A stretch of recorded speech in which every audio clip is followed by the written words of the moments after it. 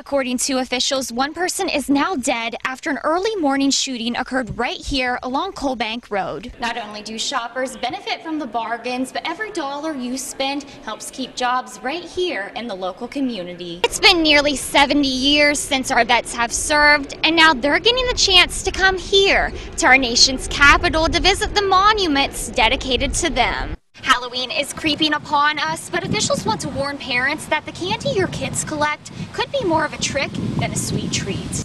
The courtroom was filled with family, friends, and officials as we welcomed 16 immigrants from around the globe who can now call themselves U.S. citizens. It's been nearly 3 weeks now since 15-year-old Joshua Leary was last seen walking down this street to catch the school bus, and ever since that day, he's never been seen since. Not only is it important to remember to clip your belt in, but it's also important to make sure this strap is placed right over your chest instead of behind your back. Many say they are losing confidence in how the CDC is handling the fight against Ebola, but health officials here say they are ready and prepared to take on the deadly virus. Dustin's mother says she wants justice to be served, but more importantly, the family is hoping for some closure. When you send your child off to school, you expect them to be safe, but now more and more drivers are flying right by the flashing red lights. The city's oldest building, known as the Shin House, survived the tornado and is still standing here today.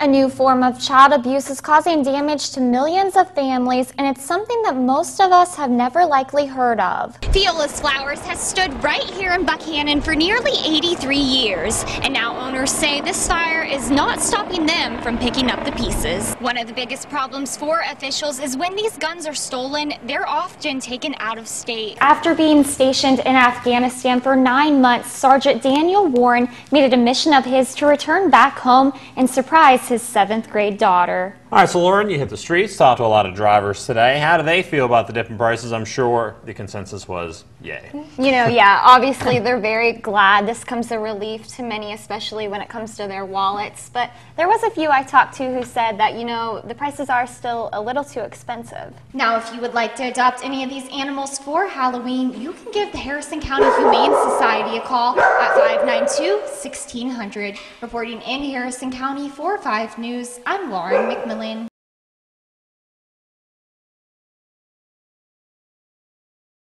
Come home. That's all I want. That's all I want for Christmas. If we don't find her, that's all I want is my mom back. That's the message that Valerie Robinson's family is trying to get across after she went missing without a trace. The 57-year-old was last seen leaving her house in Belington, and ever since then, there have been no signs as to where she may be. 9 o'clock or so, I get a phone call saying that she's been going all these hours. This has been a waiting game. I'm determined. I'm not going to stop until I find her. I'm not giving up. Valerie was last seen wearing a white sweater, black dress pants, a Native American-style headband, and she was carrying a green purse. A silver alert was issued because she is bipolar and schizophrenic, and that's what worries the family even more. She has walked away from us and walked up in the woods, but we found her the same day. Her being going, you know, this long is not like her. I mean, she always calls me. She always calls my brother. Everybody's like family to her. I mean, she'll talk to anybody. I mean, she don't know no stranger. Officials, family, and friends have been searching for hours all over Barber County for any leads that may help them to bring Valerie back home. But so far, they are still left with no answers. We've had several different search parties searching the entire area, like I said, as well as with canines. We've came up short on everything. We're going to rely on the people of the county to keep their eyes and ears open, and maybe they can give us some more information that may lead to discovery of this female. The family is left hurting with heartbreak, desperately begging for their mother to return home for the holidays. It's really important though. I'd love to find her, because my holidays will be ruined if I don't. For 5 News, I'm Lauren McMillen. 7-year-old Tyler's world changed after he was diagnosed with muscular dystrophy. His older brother Zach was also diagnosed with the same disorder. Ever since then, it's been a long and tough journey for the family, but they're not letting these challenges bring them down. With both boys, it's been mind-blowing. At this age, for both of them to have muscular dystrophy, it's heartbreaking. It really is. But to help mend the heartache, the day was far from any other thanks to the Make-A-Wish Foundation. Tyler was able to pick the wish of his dreams, and he chose to do what most kids love, head to the toy store. His day began with a limo ride as he was escorted to Toys R Us with his family and volunteer wish granters. Called me as soon as I got home, said, "Mama, hurry, let's go shopping." I said, "Well, you should have called me sooner. I was in bed, Come on, Mama, we gotta go. They was on cloud 9 this morning at 3 o'clock, ready to come shopping. Aisle by aisle, Tyler's eyes were glued to the shelves as he filled his cart with his favorite items and games. After carefully picking out each and every toy, it was time to head to his very own register. It's put a glow on both boys. It really has. It has made their day. Volunteers say it's a joy for them to help make Tyler's day a little bit better and brighter. Just seeing him not think about doctors and hospitals and treatments just for one day. Yeah.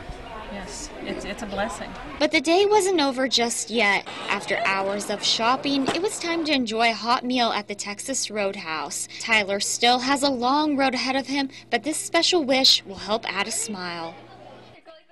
On any given Saturday, this street right behind me, also known as Frat Row, is usually filled with people and parties. But instead today, the mood is calm and quiet after WVU has now suspended all fraternity and sorority activities until further notice.